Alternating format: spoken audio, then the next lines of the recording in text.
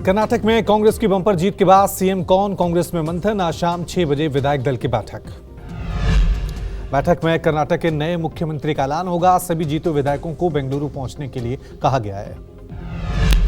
CM race में आगे पूर्व मुख्यमंत्री सिद्धारमैया और प्रदेश कांग्रेस अध्यक्ष डीके शिवकुमार। सिद्धारमैया और डीके शिवकुमार के समर्थक अपने अपने दावे कर रहे हैं।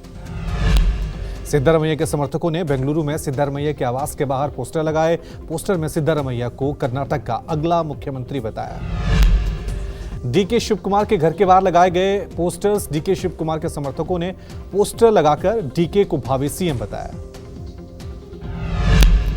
बेंगलुरु में सिद्धारमैया और डीके शिवकुमार के बीच मतभेद की बातों को डीके शिवकुमार ने खारिज किया। कहा, सिद्धारमैया के साथ मेरे कोई मतभेद नहीं है। शिवकुमार बोले, मैंने कई बार पार्टी के लिए कुर्बानी दी है और सिद्धारमैया जी के साथ खड़ा हुआ हूं। मैंने हमेशा सिद्धारमैया को सहयोग दिया है। कर्नाटक में सरकार बनाने के फॉर्मूले पर माथापच्ची। सूत्रों के मुताबिक सीएम के साथ डिप्टी सीएम बनाने पर विचार किया जा रहा है। कर्नाटक में सरकार के गठन में सोशल इंजीनियरिंग को प्राथमिकता दे रही है कांग्रेस। सीएम उम्मीदवार की दौड़ में सिद्धारमैया सबसे आगे हैं। सिद्धारमैया के अलावा डीके शिवकुमार भी रेस में। डिप्टी सीएम के लिए जी परमेश्वर और एमबी पाटिल भी चर्चा में। कर्नाटक विधायक दल की बैठक में मौजूद रहेंगे 3 पर्यवेक्षक। कांग्रेस अध्यक्ष मल्लिकार्जुन खड़गे ने 3 पर्यवेक्षक नियुक्त किए। सुशील कुमार शिंदे, दीपक बावरिया, भंवर जितेंद्र सिंह पर्यवेक्षक नियुक्त किए गए। कर्नाटक विधायक दल की बैठक के पहले मल्लिकार्जुन खड़गे दिल्ली रवाना हुए। शाम 4 बजे दिल्ली पहुंचेंगे मल्लिकार्जुन खड़गे। विधायक दल की बैठक से पहले खड़गे ने सोनिया गांधी और राहुल गांधी से फोन पर बातचीत की। कर्नाटक कांग्रेस में बैठकों का दौर लगातार जारी है। मल्लिकार्जुन खड़गे से मिले सिद्धारमैया। विधायक दल की बैठक से पहले खड़गे और सिद्धारमैया के बीच बातचीत हुई। बेंगलुरु के होटल शांग्रीला में होगी विधायक दल की बैठक। होटल की सिक्योरिटी बढ़ाई गई। विधायक दल की बैठक में कांग्रेस पर्यवेक्षक मौजूद रहेंगे। विधायक दल होटल में विधायकों की बैठक बुलाई गई है, जिसमें केसी वेणुगोपाल पार्टी के संगठन महासचिव, रणदीप सुरजेवाला महासचिव सहित तमाम बड़े नेता मौजूद होंगे। विधायक दल की बैठक से पहले सक्रिय हुए सिद्धारमैया के घर पर समर्थक एमएलए का पहुंचना शुरू। बसवराज बोम्मई ने मुख्यमंत्री पद से इस्तीफा दिया। बोम्मई ने बीजेपी की हार के बाद राज्यपाल थावरचंद गहलोत को अपना इस्तीफा सौंपा। बसवराज बोम्मई ने कहा कि जनता के फैसले का सम्मान है। 36% से ज्यादा वोट मिलने के बावजूद हमें कम सीटें मिली हैं। विश्लेषण करेंगे। बीजेपी से बगावत कर कांग्रेस में आए जगदीश शेट्टार चुनाव हारे। करारी शिकस्त पर बोले कर्नाटक के पूर्व सीएम शेट्टार, पूरी बीजेपी का टारगेट था मुझे हराना। हुबली धारवाड़ सीट पर 34,000 से ज्यादा सीटों से हार गए जगदीश शेट्टार। शेट्टार ने कहा, बीजेपी उम्मीदवार ने वोटर्स को पैसे बांटे। कर्नाटक में 38 साल बाद कांग्रेस ने भारी बहुमत से जीत दर्ज की। 224 में से 135 सीटों पर जीत दर्ज की। 38 सालों में राज्य में कांग्रेस की सबसे बड़ी जीत के साथ ही अब दक्षिण के किसी भी राज्य में बीजेपी की सरकार नहीं रही। 5 महीने पहले हिमाचल में भी कांग्रेस ने बीजेपी को हराया था। संजय राउत ने कर्नाटक चुनाव को लेकर बीजेपी पर वार किया। कहा, कर्नाटक में भाजपा आर्मी की हार हुई। कर्नाटक झांकी है, महाराष्ट्र और देश अभी बाकी है। संजय राउत ने कहा कि कर्नाटक की जनता ने भाजपा को हराया है। महाराष्ट्र एकीकरण समिति की हार भाजपा की वजह से हुई। भाजपा लूटने का काम कर रही है। कर्नाटक चुनाव में बीजेपी के हार को लेकर जेडीयू अध्यक्ष ललन सिंह का बयान, देश में अब धार्मिक गुंडागर्दी नहीं चलेगी। ललन सिंह बोले, हाथ से स्पष्ट हो गया है कि जो लोग बेरोजगारी जैसे वास्तविक मुद्दों से भटकाने के लिए केवल नैरेटिव सेट करते हैं, विभाजन करते हैं, तो देश में नहीं चलेगा। ललन सिंह बोले, बीजेपी हर चुनाव में धार्मिक भावनाओं को भड़काती है। मैं भी हिंदू हूं, लेकिन मैं राजनीतिक उद्देश्यों के लिए धर्म का विज्ञापन करने में विश्वास नहीं रखता। कर्नाटक में कांग्रेस की बंपर जीत के बाद विपक्ष खुश। ममता बनर्जी ने बयान जारी किया। कहा, यह 2024 की शुरुआत है। छत्तीसगढ़ और मध्य प्रदेश में बीजेपी हारेगी। ममता बनर्जी ने कहा कि अहंकार, दुर्व्यवहार, एजेंसी पॉलिटिक्स के खिलाफ लोगों ने वोट टू नो बीजेपी आह्वान किया। पहले बीजेपी का राज्यों में पीक टाइम था, पर अब 100 से भी ज्यादा सीटें नहीं मिलेंगी। रणदीप सुरजेवाला ने बीजेपी पर निशाना साधा। कहा, कर्नाटक में केवल मोहब्बत की दुकान खुलेगी, नफरत की दुकान पर लोगों ने ताला लगाया। भूपेश बघेल ने पीएम मोदी और बीजेपी पर तंज कसा। कहा, बजरंगबली की गदा भ्रष्टाचारियों पर भारी पड़ी। जहां भी पाप होगा, हनुमान की गदा पड़ेगी। महाराष्ट्र नेता जयंत पाटिल पर ईडी की कार्रवाई को लेकर एनसीपी युवा मोर्चा ने सांगली में बैनर लगाए। कहा, भारतीय जनता पार्टी के नेताओं पर ईडी की कार्रवाई करके दिखाओ और 1 लाख पाओ। महाराष्ट्र एनसीपी के अध्यक्ष और शरद पवार के करीबी माने जाने वाले जयंत पाटिल को ईडी ने नोटिस भेजा था। इसी नोटिस के खिलाफ एनसीपी युवा मोर्चा ने बीजेपी पर निशाना साधा। 2024 से पहले विपक्षी एकता की कोशिशें लगातार जारी है। आदित्य ठाकरे ने आज दिल्ली के मुख्यमंत्री अरविंद केजरीवाल से मुलाकात की। लगभग 1 घंटे तक ये मुलाकात चली। विपक्षी एकता की चर्चा के बीच ये मुलाकात काफी अहम मानी जा रही है। कर्नाटक नतीजों के बाद महाराष्ट्र में हलचल बढ़ गई। आशा महाविकास अघाड़ी की बैठक है। शरद पवार के घर पर यह मीटिंग होगी। यूपी के 17 नगर निगमों के नतीजे आए। सभी सीटों पर बीजेपी ने क्लीन स्वीप किया है। 6 मेयर सीट पर 1 लाख से ज्यादा अंतर से हरा है। प्रयागराज, गाजियाबाद, कानपुर, लखनऊ, मथुरा, वृंदावन और आगरा में 1 लाख से ज्यादा के अंतर से विपक्ष को हराया। वहीं सपा, बसपा, कांग्रेस का खाता अभी तक नहीं खुला है।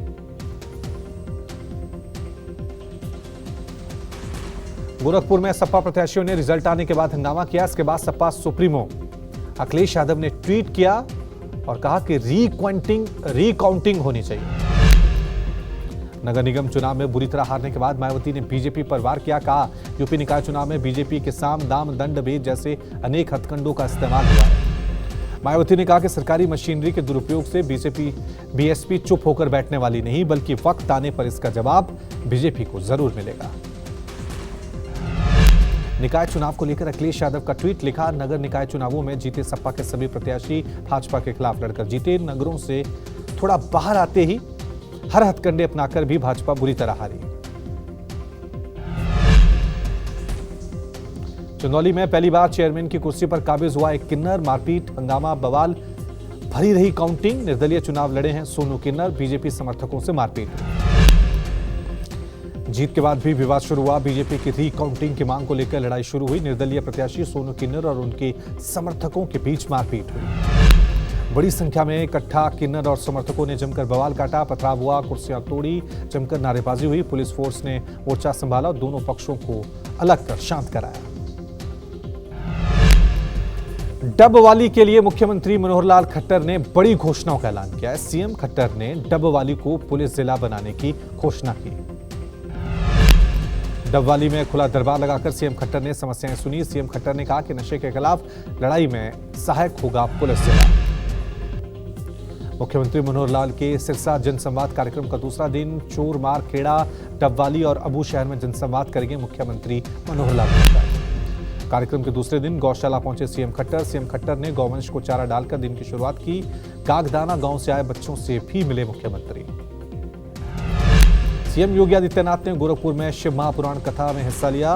व्यासपीठ की पूजा अर्चना की।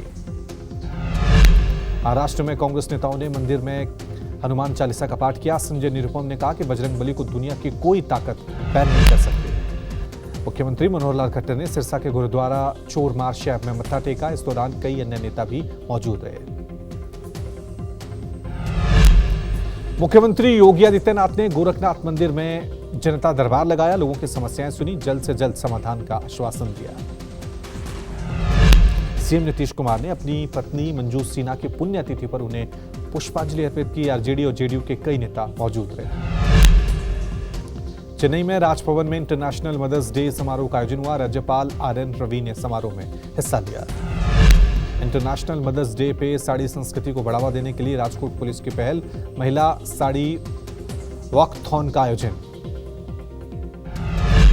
अपने लाइव शो के लिए कोलकाता पहुंचे सलमान खान ने ममता बनर्जी से मुलाकात की। भाईजान और ममता बनर्जी की मुलाकात 30 मिनट तक हुई।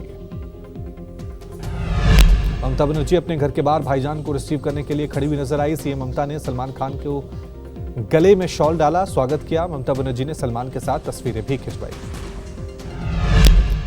से आगे बढ़ रहा है चक्रवात मोचा के तेज होने की आशंका। दक्षिण पूर्व बंगाल की खाड़ी में अगले कुछ घंटों में तीव्र होकर प्रचंड चक्रवाती तूफान बदल सकता है अपना रुख। बांग्लादेश सीमा से लगे पश्चिमी बंगाल के इलाकों में चेतावनी जारी कर दी गई है। मोचा मचा सकता है तबाही। एनडीआरएफ ने उत्तर 24 परगना की बांग्लादेश सीमा से लगे हिंगलगंज, हसनाबाद और संदेश खाली इलाकों में चेतावनी अभियान चलाया। मौसम विभाग ने कहा कि तूफान को लेकर घबराएं नहीं, बल्कि समुद्र से दूरी बनाए रखें। तेज बारिश और तेज हवाओं को ध्यान में रखते हुए सुरक्षित स्थानों पर रहें।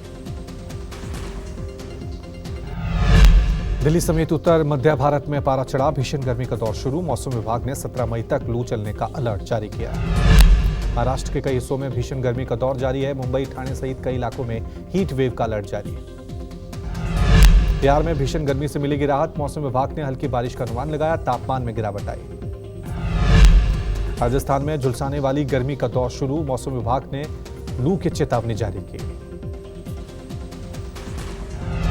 गुरुग्राम में गोल्फ कोर्स रोड के पास एक शराब की दुकान में आग लगी। देखते ही देखते आग ने विकराल रूप लिया। सूचना मिलते ही फायर ब्रिगेड की गाड़ियां पहुंची। अग्निकांड में लाखों का सामान जलकर खाक हुआ। एनसीबी और भारतीय नौसेना को बड़ी कामयाबी, कोच्चि के समुद्र से 2500 किलोग्राम ड्रग्स जब्त। ड्रग्स की कंसाइनमेंट इराक से ऑस्ट्रेलिया ले जाई जा रही थी। ड्रग्स की कीमत 12,000 करोड़ रुपए से ज्यादा बताई जा रही है। लिंडा याकारिनो बनी ट्विटर की नई सीईओ। एलन मस्क ने किया ऐलान, लिंडा मुख्य तौर पर बिजनेस ऑपरेशंस पर ध्यान देगी। फिलिस्तीन इसराइल के बीच युद्ध विराम की घोषणा। पिछले 5 दिनों से जारी थी खूनी जंग। इस्लामिक जिहाद ने महज 24 घंटे में इसराइल पर 803 रॉकेट दागे। यूक्रेन ने रूस के 2 फाइटर जेट ढेर किए, 2 हेलीकॉप्टर भी मार गिराए। रूस के Su-34, Su-35 फाइटर जेट और Mi-8 हेलीकॉप्टरों को यूक्रेन ने निशाना बनाया।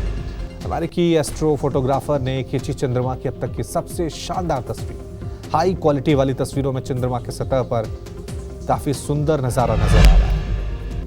अमेरिका में व्यूज के चक्कर में क्रैश कर दिया अपना प्लेन। अब यूट्यूबर की बड़ी मुश्किलें। यूट्यूबर को 20 साल की जेल हो सकती है।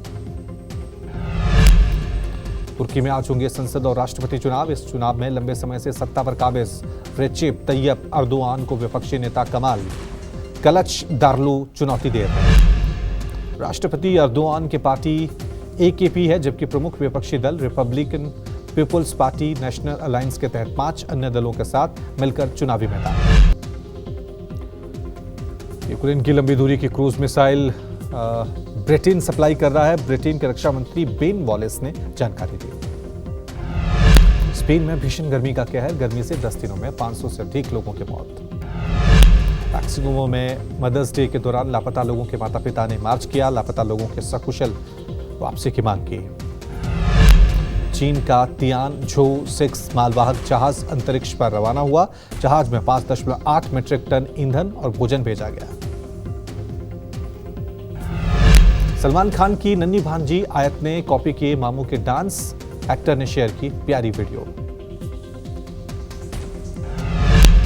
रेड हॉट ड्रेस में एयरपोर्ट पर स्पॉट हुई उर्वशी रौतेला। काफी खूबसूरत नजर आई।